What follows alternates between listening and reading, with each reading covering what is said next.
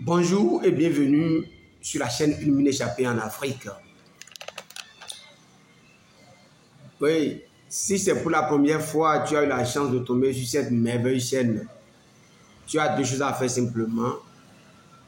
La première, tu t'abonnes. La seconde, tu actives la petite cloche pour que à chaque fois que nous aurions mis en ligne une nouvelle vidéo, tu puisses la voir. Et moi, on m'appelle coach Emmanuel Tonanyounoufoun. Je suis agro-businessman. Tout ce qui concerne l'élevage, l'agriculture, et qui peut te permettre de gagner aisément ta vie. C'est ça que nous faisons. Et notre spécialité, c'est l'élevage des escargots géants d'Afrique. Élevage, transformation et la vente des escargots géants d'Afrique. C'est ça notre spécialité. Mais aujourd'hui, nous allons nous prononcer sur un fait de société. Justice faite à la jeune Gabonaise Dina de 17 ans qui a été violée et assassinée en Turquie. C'est triste. Ça fait pleurer. Une fille unique pour une mère. Quel péché la mère a-t-elle commis pour envoyer sa fille qui a eu le bac fraîchement aller étudier pour devenir quelqu'un de grand? Et voilà, on lui annonce la mort de sa fille. C'est vraiment terrible. Nous profitons de cette occasion de faire une minute de silence pour la mémoire de cette jeune fille. Et dit Yako à sa famille, surtout à la maman, parce que c'est elle qui ressent beaucoup trop la douleur que quiconque à cette heure-ci. Yako, vraiment, personne ne souhaite être à sa place. Vraiment, c'est déplorable. Le mal est fait. Voilà que le mal est fait. Que doit-on faire dorénavant pour que cela ne se produise plus?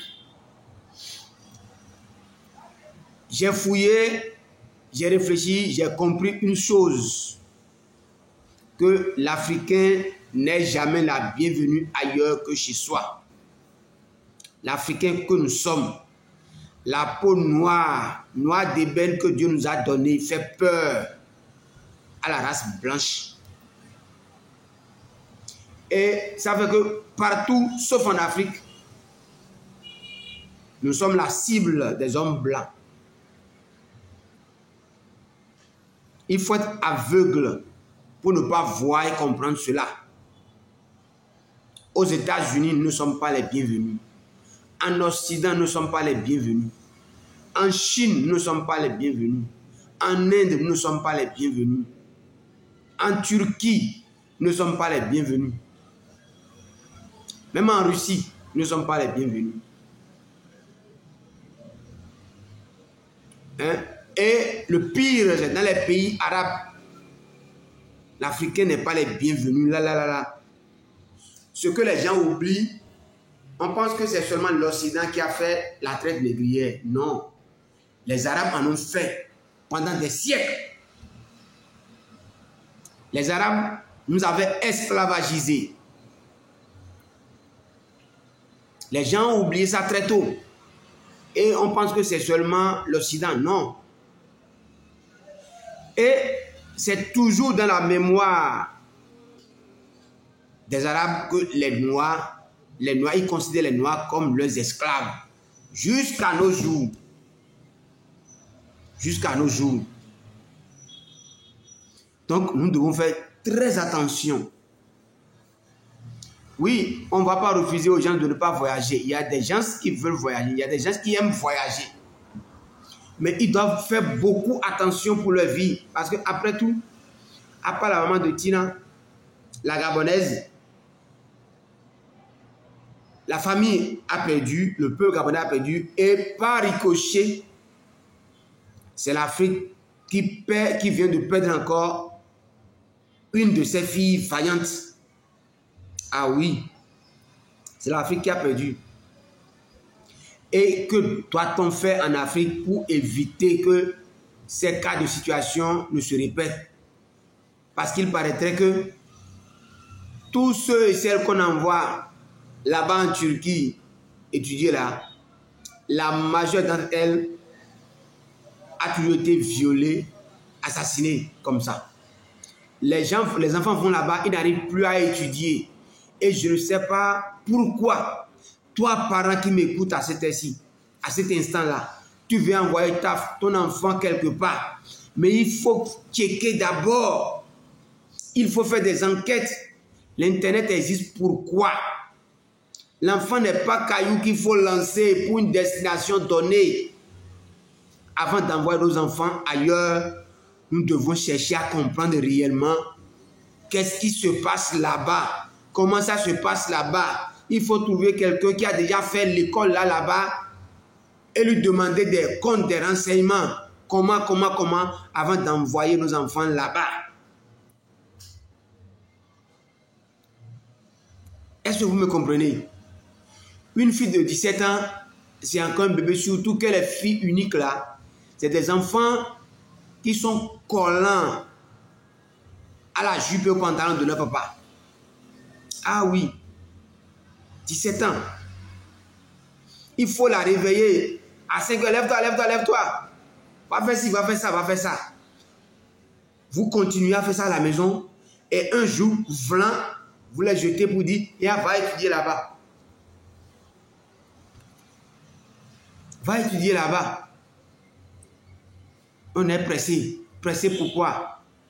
Pourquoi à 17 ans qu'elle a eu le bac là, on ne peut pas la laisser faire une université au Gabon là, pendant 3 ans d'abord, avoir la licence, être mature, 20 ans, apprendre l'école de la vie. Oui, elle est intelligente, elle a eu son bac. Ça, c'est sur papier ça. Le premier sur papier n'est pas premier dans la vie active. Hein? La vie active, c'est une autre école. C'est un autre challenge. C'est un challenge à vie. C'est pas parce qu'on est intelligent, parce qu'on est... C'est que on est un perroquet récitant. On sait réciter, on sait apprendre dans les cahiers là. Et donner là. C'est pas ça qui fait la vie. La vie, c'est encore notre combat. Et ce combat-là, c'est perpétuel. C'est tous les jours. Et voilà que ce combat de la vie-là ne s'enseigne pas à l'école. Et on prend nos bébés comme ça, là. On les jette en pâture. On les jette dans la gueule du loup. Oh, ça fait pitié. Mon cœur ne fait que saigner depuis avant-hier quand j'ai appris ça. Africains, quand est-ce qu'on va comprendre? Quand est-ce qu'on va se réveiller de notre sommeil éternel? Pourquoi en Afrique ici, on ne peut pas aussi avoir des universités de pointe? Pourquoi les dirigeants, les gouvernants, ceux qui nous gouvernent là, ne peuvent pas penser à créer des centres de recherche et d'innovation? Pourquoi l'Afrique ne peut pas s'industrialiser et former nos enfants sur place? Parce que s'il y avait des écoles pour former cette jeune fille-là, personne ne l'enverrait en Turquie. Personne. Il faudrait que les gouvernants revoient encore. Les gouvernants doivent revoir la formation adéquate de la jeunesse africaine. Parce que la richesse de la jeunesse africaine, la richesse de l'Afrique, c'est sa jeunesse. Hein? C'est sa jeunesse. À part ce que nous avons sous le sol là, ça c'est encore rien. C'est sa jeunesse. Et la jeunesse serait vraiment profitable lorsqu'elle est bien formée. Je dis bien lorsqu'elle est bien formée. Lorsque la jeunesse devient une machine à produire du cash. Lorsque la jeunesse est prête à faire des innovations, à créer. Et lorsqu'elle crée, il faudrait que l'État africain, nos États là, puissent prendre la patience, le bon exemple de les protéger. de faire leur promotion des jeunes créés et il n'y a personne pour leur venir en aide. Des jeunes créés et l'État ne peut pas s'arroger. L'État ne peut pas accompagner. L'État ne peut pas le protéger. L'Afrique est-elle maudite ou c'est les Africains qui sont maudits? Je veux comprendre. Je veux comprendre. Et on laisse nos enfants, c'est que nos génies, et les gens les tuent bêtement. Et aucun de nos dirigeants ne dit mot. Qu'est-ce que ça passe? Qu'est-ce qui se passe en Afrique? Qu'est-ce qui se passe en Afrique? Hein? Il faudrait que les gouvernants, les présidents se réunissent avec leur gouvernement, avec leur ministre et penser la refondation de la jeunesse africaine. C'est une jeunesse consciente, c'est une jeunesse qui veut travailler, c'est une jeunesse qui est bouillante, c'est une jeunesse qui dépasse même les parents. Mais les parents sont en retard sur les enfants. Les parents ne sont pas au même niveau d'information que les enfants. Les parents ne savent même plus comment occuper les enfants, comment les orienter, comment nourrir leur curiosité. Les parents même ne savent plus comment apaiser, étancher la soif de connaissance de leurs enfants. Et les enfants leur filent entre les doigts. Ah oui, parce que les parents sont statiques. Le gouvernement est statique. Le gouvernement est bloqué. Le gouvernement dans chaque pays africain ne sait plus quoi faire. Il n'a plus une politique de développement pour sa jeunesse. Parce que toute politique de développement est basée sur la formation professionnelle. C'est basé sur la formation professionnelle. L'Afrique est tellement vierge que, parce qu'on a tellement de problèmes, partout où il y a problème là, ça veut dire qu'il y a à faire. Maintenant, créer des espaces, créer des lieux, créer des ateliers d'expression des génies pour la jeunesse. Et vous allez voir que les gens ne vont plus sortir du continent. Ça fait pitié. Qu'on tue froidement, qu'on viole froidement nos enfants jusqu'à les tuer comme ça. Le gouvernement ne dit rien. Ce que le gouvernement doit faire pour contenir, pour maintenir les enfants. Il n'y a pas, parce que les enfants ont envie d'apprendre. Ils ont envie d'apprendre. Ils ont envie d'évoluer. Ils ont envie d'apprendre de nouvelles choses. Les bêtises qu'on nous raconte à l'école, là, les gens sont saoulés de ça. Les gens veulent toucher la réalité du bout des doigts. Les gens veulent apprendre avec leurs 10 doigts comment créer de la richesse. Il n'y a pas ça dans nos écoles. C'est ça qui fait que les gens sortent de l'Afrique pour dire qu'ils veulent aller apprendre, ils veulent aller étudier là-bas. Hein? Aucune politique de développement. Aucune politique de développement. Or, nous avons tellement de génies. Nous avons tellement des enfants très intelligents. Nous implorons toujours la clémence des présidents de chaque État de réfléchir autrement, de savoir, de trouver la chimie, la bonne solution pour vraiment occuper la jeunesse de son pays. Et pour occuper la jeunesse d'un pays là, c'est des formations, c'est de vraies formations, des formations authentiques, hein? De bonnes formations, rendre le jeune capable de pouvoir créer de la richesse avec sa main, montrer aux jeunes que oui, on peut réussir sa vie dans son pays par son travail.